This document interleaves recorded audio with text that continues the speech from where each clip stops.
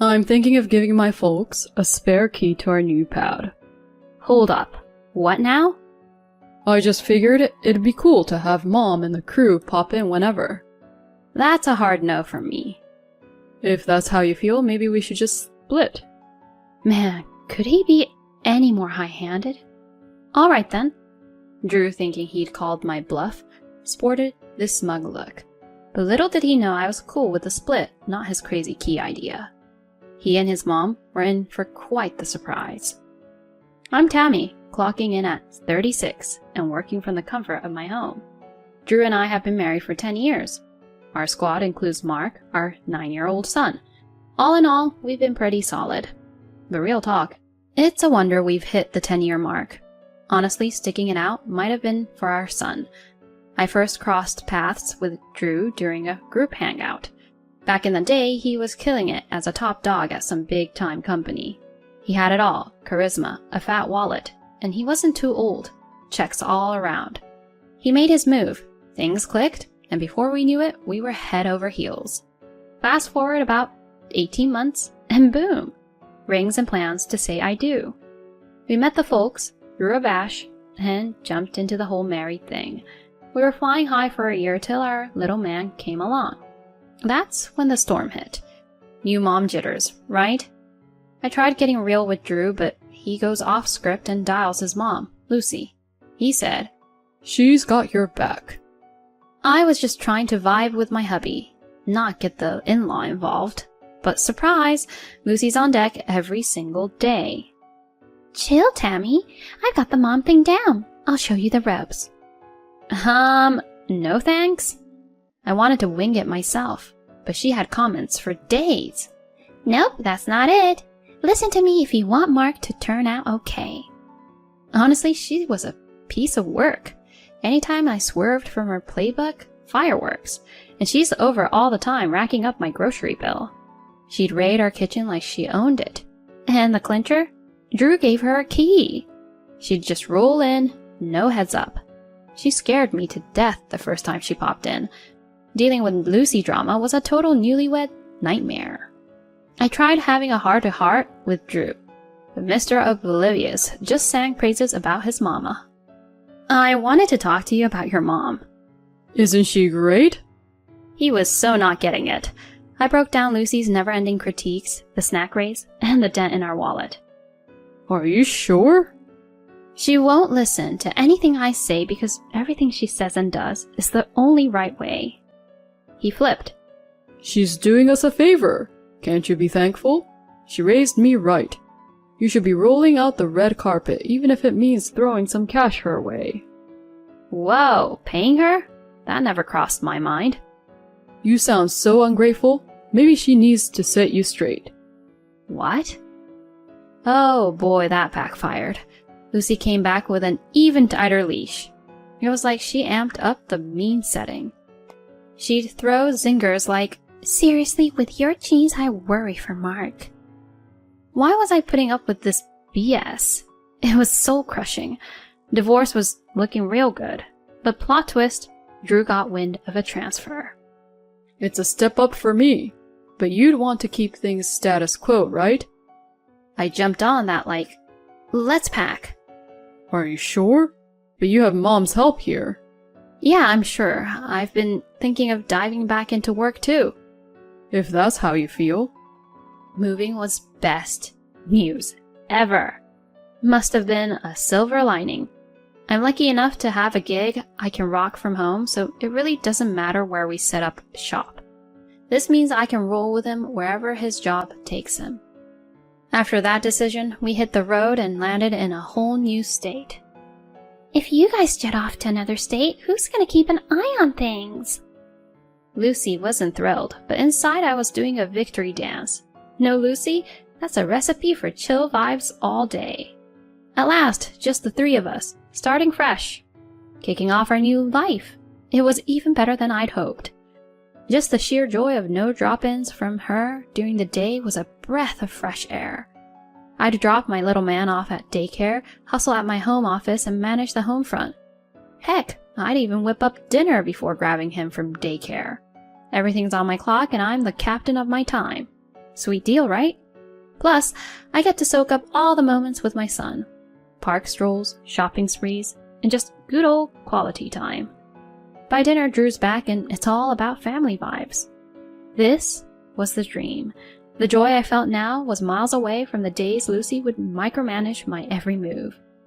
If I could toss a wish into the universe, it'd be to stick around here forever. And guess what? The universe listened. For 6 years, no transfer for my man. Our son turned 8, got into swimming, and man, watching him in the pool was pure gold.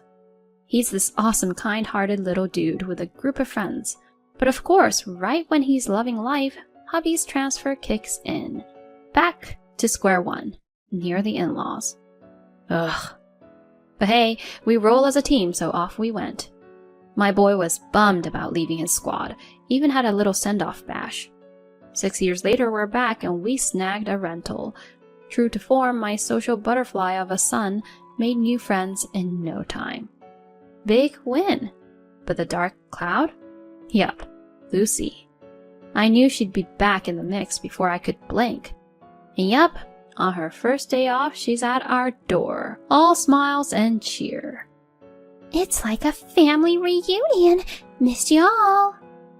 Was it us she missed or just her favorite pastime, nagging yours truly? Total buzzkill. And yup, she's back to her old routine, popping by on the regular. Lucy, you're making this a habit? Problem? Mark's big now, I'm good on my own. No need for the Lucy watch anymore. So, you're saying I'm like an unwanted guest? Wait till I chat with Drew. So extra. Every time she'd swing by, my whole flow would get thrown off. Work vibes are interrupted, extra chores are piled up, so I put my foot down. Lucy, why the frequent pop-ins? Got nothing going on at your place? She shot me the stink eye. Not your concern. I'm taking time out for you. I didn't ask for it. Seriously? You're gonna backtalk your mother-in-law? Is this a power trip for you? How dare you? You've gotten yourself some attitude in these 6 years, huh? Respect your elders, missy. Then act like an elder worth respecting. The nerve! What a wife you are. She huffed, getting all red. Whip up some lunch? Lunch for you? Why? Well, I'm here, aren't I? Uninvited. You're impossible. Takes one to know one. This isn't working. Then maybe it's time to head out? I would have left even if you hadn't said so. She stormed out, and I got back to my grind. But between our showdown and playing catch-up, the day flew by. Got my work squared away, prepped dinner, and in walks my son. And that night, as predictable as ever, Drew comes home with storm clouds in his eyes. Hey, Mom told me. She said you gave her the cold shoulder and showed her the door? Whoa, hold up. She left on her own accord. No talking back. She was stoked about spending quality time. Why ice her out? Please, she wasn't here for the cutie. She was game for giving me grief. Mom's not like that. Every time there's a showdown with Lucy, he just tunes me out. It's like she can do no wrong in his eyes. He's completely whipped when it comes to her. It's always Team Lucy, never Team us. Just as I'm mulling this over, my son chimes in. You know, I've seen Grandma go all drill sergeant on Mom too. Drew looked like he'd seen a ghost when our son said that. She's constantly on Mom's case and it sucks watching it. No way, that's legit. Why would Mark make stuff up? He's spot on. She's always on my case. I finally stood my ground. With our son laying down the truth, his comeback game was weak. She wouldn't really... Was she?